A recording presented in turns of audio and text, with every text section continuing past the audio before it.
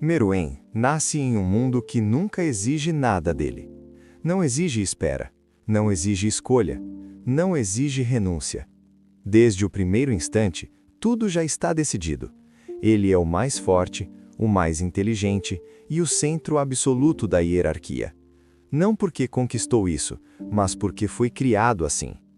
Em Hunter x Hunter, obra de Yoshihiro Togashi, o arco das quimeras não é apenas sobre ameaça ou violência, é sobre o que acontece quando o poder surge antes da consciência.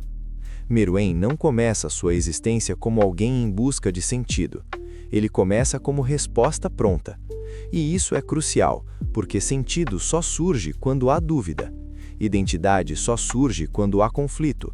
Valor só surge quando algo pode ser perdido. Esta análise não vai tratar Meruem como vilão redimido, nem como metáfora genérica da humanidade. Ela observa algo mais específico e mais desconfortável: a formação tardia de uma consciência em uma mente que nunca precisou pensar sobre si mesma, e o custo psicológico de descobrir o valor da vida quando o tempo já acabou.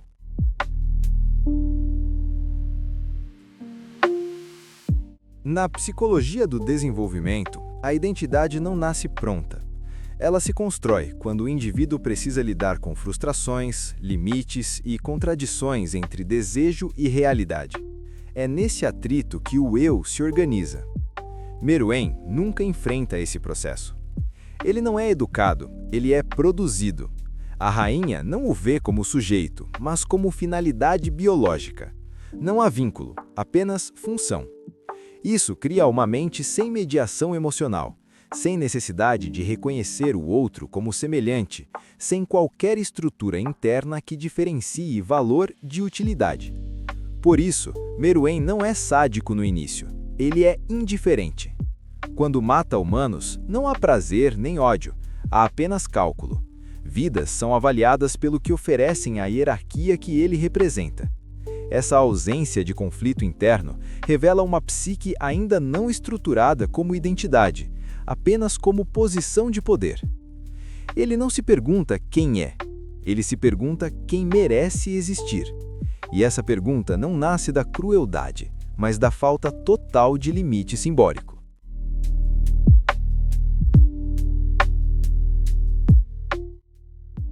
Meruem começa a jogar jogos humanos não por curiosidade cultural, mas por saturação psíquica. Quando tudo se resolve pelo poder, a mente deixa de se desenvolver. Freud descreve que o ego só se organiza quando precisa mediar conflito entre desejo, realidade e limite. Meruem não tem conflito, logo, não tem ego estruturado. Nos primeiros jogos isso fica evidente. Ele vence sem esforço, não porque pensa melhor, mas porque o mundo não oferece resistência simbólica. Cada vitória reforça o mesmo estado interno. Nada exige elaboração, nada exige espera, nada exige mudança. O prazer não surge porque o prazer depende da tensão entre querer e não poder. É nesse ponto que Komugi aparece como ruptura. Komugi não se impõe como ameaça, nem como um rival consciente. Ela não joga para vencer Meruem. Ela joga porque, para ela, perder significaria desaparecer. O jogo não é instrumento de status, é sustentação psíquica. Isso cria um choque direto com a lógica interna de Meruem. Pela primeira vez, o desejo encontra um limite real. Meruem quer vencer, e não consegue. Essa frustração não é trivial. Em termos freudianos, ela força o nascimento de um ego funcional. O desejo não pode mais ser descarregado imediatamente pela força. Ele precisa ser adiado, pensado, reelaborado. Essa é a origem da mudança. Meruem tenta resolver o impasse como sempre fez, impondo controle. Ele ameaça, altera regras, testa limites externos. Mas nada disso funciona. Komugi não reage ao poder, porque o poder não é o que organiza sua existência, e é exatamente isso que desarma Meruem. Aos poucos, a frustração deixa de ser apenas irritação e se transforma em atenção. Ele passa a observar, depois a respeitar. Não por empatia consciente, mas porque sua mente começa a reconhecer algo que não pode ser substituído sem perda. Aqui ocorre a primeira identificação. Freud descreve a identificação como o processo pelo qual o ego incorpora características do outro quando este se torna emocionalmente significativo. Meruem começa a se reorganizar não em oposição a Komug, mas em relação a ela. Ele adapta seu comportamento, controla sua força, regula sua presença. Isso jamais aconteceria se ela fosse apenas descartável. Quando ele a poupa, nada mais é do que um reconhecimento inconsciente de seu valor. Essa transformação se aprofunda quando Meruem começa a proteger Komug. Proteger alguém é aceitar vulnerabilidade.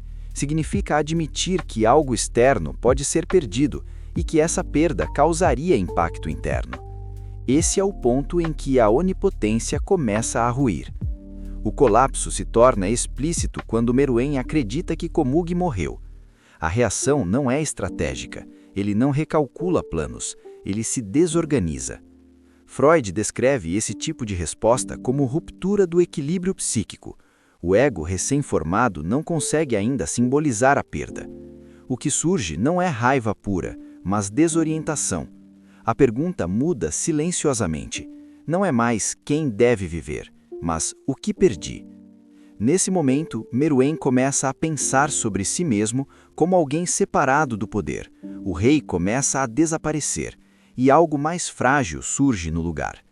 Ele percebe que sua existência não se sustenta apenas na hierarquia, que há algo fora dela que agora importa. Quando o veneno começa a agir, esse processo se acelera de forma cruel. O corpo perde força no mesmo ritmo em que a mente ganha complexidade.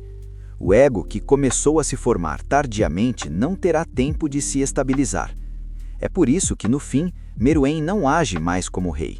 Ele não ordena Komug a ficar, ele pergunta. Esse detalhe é decisivo.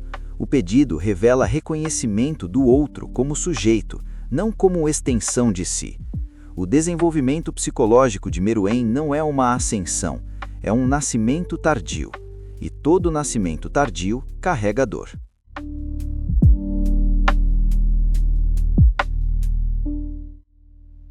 O veneno não destrói apenas o corpo de Meruem. Ele expõe algo mais cruel. A consciência recém-formada não terá tempo para se integrar à vida. Cego, fraco e morrendo, Meruem retorna para Komug não como rei, mas como alguém que finalmente reconhece o outro como insubstituível. Ele não ordena, ele pede. Ele não decide por ela. Ele compartilha o tempo que resta. Nesse momento, a identidade que nunca pôde se formar encontra sua forma final, não no domínio, mas no vínculo. Meruem não morre como herói. Ele morre como alguém que entendeu tarde demais que existir não é vencer, mas sim importar. Hunter x Hunter não oferece conforto aqui. Oferece uma pergunta silenciosa. O que acontece quando alguém descobre o valor da vida apenas quando já não pode mais vivê-la? Meruem é a resposta trágica a essa pergunta. Não como símbolo de redenção, mas como prova de que consciência, quando nasce tarde demais, também dói.